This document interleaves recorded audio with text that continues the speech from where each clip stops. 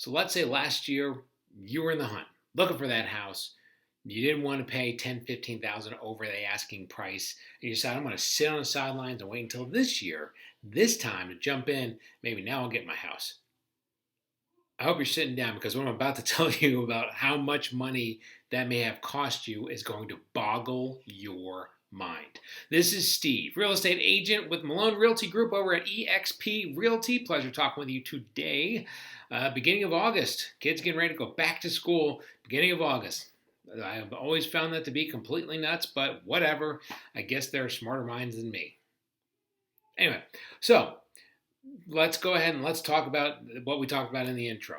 Last year, there were a lot of people, they were trying to buy a house. They got outbid on houses, and they decided, let's wait on the sidelines. Let's jump back in now that things are starting to open back up just a little bit. And maybe without means we'll get a better deal now. When we look at the numbers, you may have a hard time looking at these numbers because we just pulled this from the FMLS based on the numbers that we got in July. So when we look back at what's happened in the last year, so okay, take it all the way back. Let's say last year you're looking at a house. Let's just make it something in the neighborhood of like the mid twos. Let's say you're looking for a house listed like, let's say 265. Okay, $265,000 house. That's like a 3-bedroom in, let's say, Suwannee or Decula or something like that. Just a nice little house, like a starter home.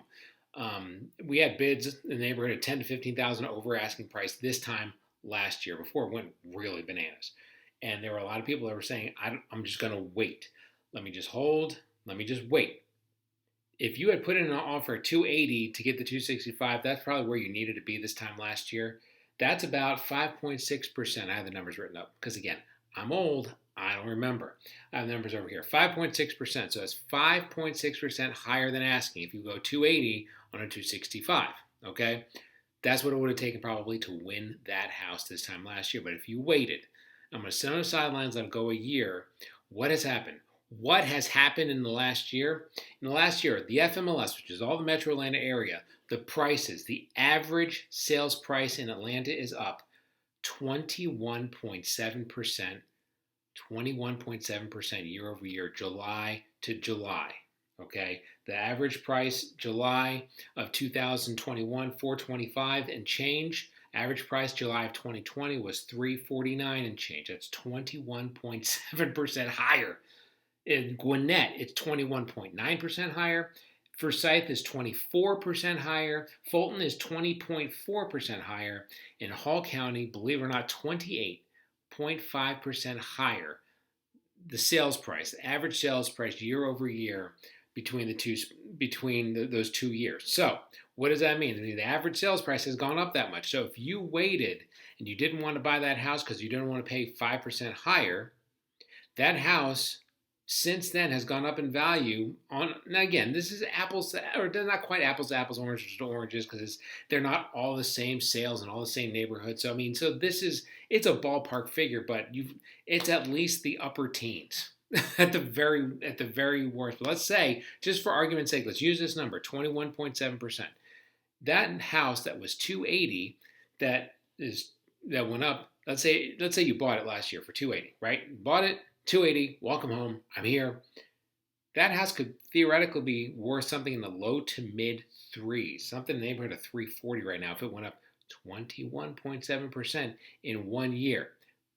That's crazy.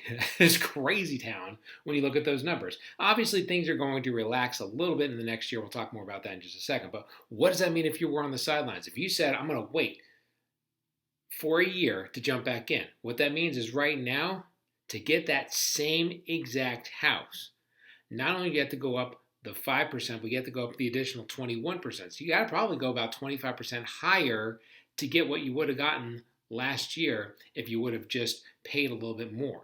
Okay, so people who waited, they're going to be very behind the 8 ball as we head throughout the rest of this year. If they're jumping in the market now, thinking this is the time to jump in, they're going to have some sticker shock.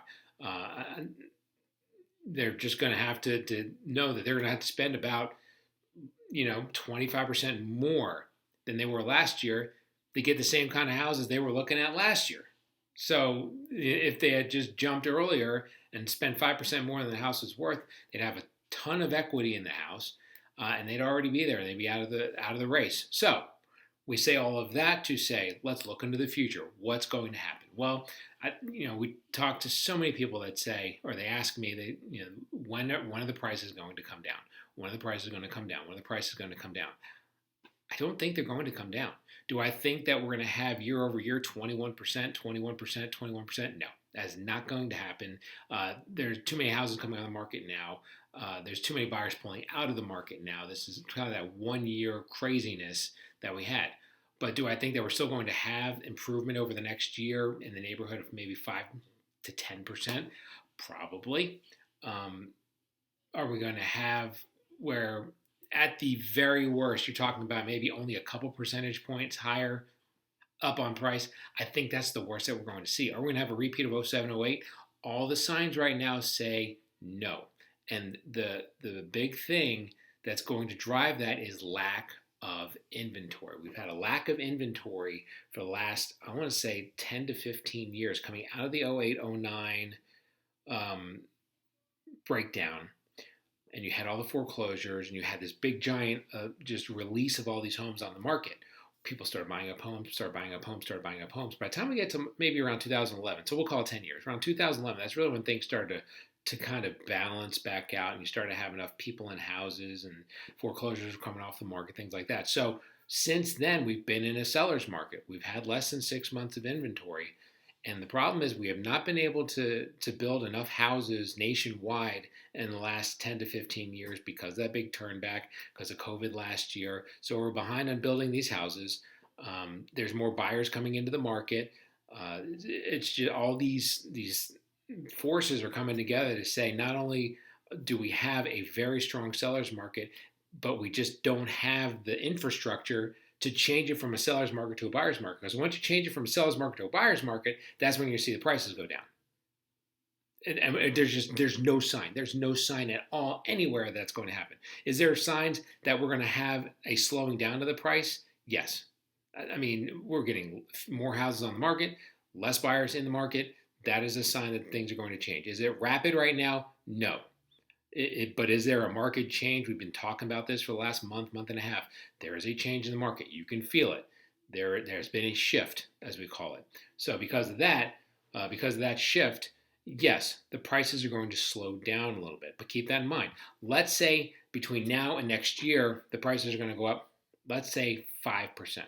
Okay, so if you're looking at something right now that's 340, let's go ahead and put in an offer. That might be 5% higher than that. What's that? That's 1,700 or 17,000. So let's say 340, we go 355, 360, something like that. Maybe that's what it takes to win right now on a house like that.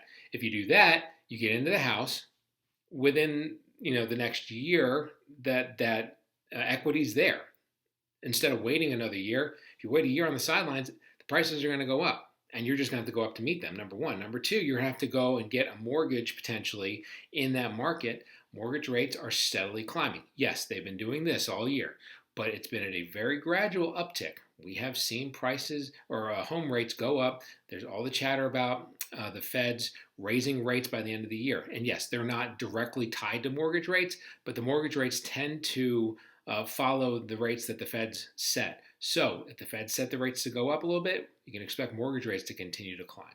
So the mortgage rates, even though they're not going to be majorly higher this time next year, I don't think we're going to go from something in the 3s to something in the 5s by next year. But could we be closer to 4? Yes. Does that take away buying power? Yes. So you're talking about if you're going to wait a year to buy one of these houses, what you're talking about is not only are you going to have to pay more for it, but you're going to have a higher rate, so you're going to have less buying power when buying it. So if you want to buy, yes, there are still multiple offer situations. Is it 50 offers per house like it was a couple months ago? For the most part, no.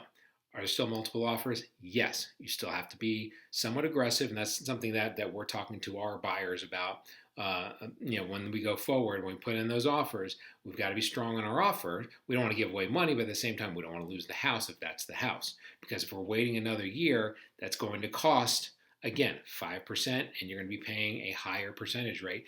Jump now, because if you had jumped 1 year ago, instead of sitting on the sidelines, You would have been in the house, it would have saved you money, and you would have had it at a lower rate. So, we're saying to all of our buyers, don't make them, don't make that mistake of hoping that prices are going to go down. Now, could something crazy happen and prices go down? Absolutely. This is I am not promising anything. All right, I'm just kind of shooting from the hip, letting in my opinion, what's going to happen. In my opinion, prices are going to steadily climb. I don't think it's going to be on the order that we've seen in the last year because things are changing. But do I think we're going to have a big drop? No. I think that we're going to have prices steadily increase. I think we're going to have rates steadily increase. So waiting until next year, it's just going to cost you money if you want to get that same house. So we say all of that to say, if you're interested in talking about what does today's market mean for you, how do you want to position yourself, how can you take advantage of this market and get in the right house now versus waiting a year, give me a call, 470-233-4409. Steve Malone Realty Group, eXp Realty. Enjoy the end of summer. Enjoy the beginning of school. It's almost football weather. Hang in there. We'll talk to you. Bye.